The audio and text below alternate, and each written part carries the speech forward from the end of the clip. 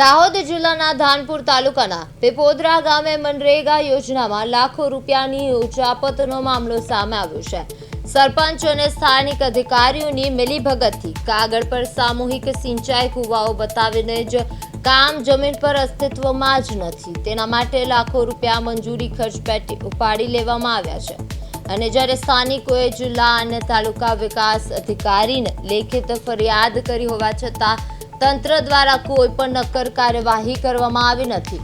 જ્યારે આ અંગે મીડિયા દ્વારા જવાબ માંગવામાં આવ્યો ત્યારે તાલુકા વિકાસ અધિકારીએ કેમેરા સામે બોલવાનો ઇનકાર કરી દીધો હતો।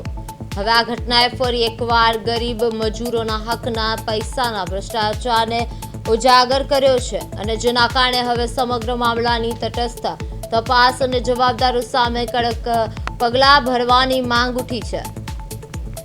ધાનપુરના પીપોદરામાં મનરેગા કૌભાંડનો પર્દાફાશ થયો છે અને જેમાં સિંચાઈ કૂવાના નામે લાખો રૂપિયાની ઉચાપત કરવામાં આવી છે।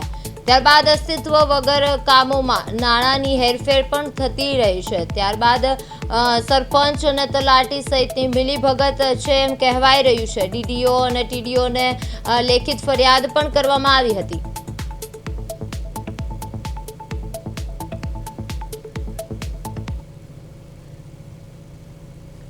કામમાં અહીં મને આ કૂવાનો મેં ફાઇલ કરી હતી પણ એ ફાઇલમાં કોઈ કામ મળ્યું નથી।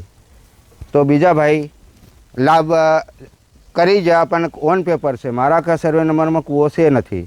મેં તાલુકામાં જિલ્લા અધિકારીમાં બધે પણ અરજીઓ મેં આલી તો પણ મારું કામ કશું સ્થળ તપાસ થાય નથી। સુવર્ણ નરવતભાઈ સનુભાઈના સર્વે નંબર 278માં કૂવો બોલે છે ઓન પેપર, એક પણ ખોદકામ કે ટીકામ પણ માર્યા વગર ઓન પેપર પૈસા આપણે 1,74,000 રૂપિયા ઉપડી ગયેલ છે। હવે આ ભાઈના આમ તો કોઈ લાભે નથી મળ્યો અને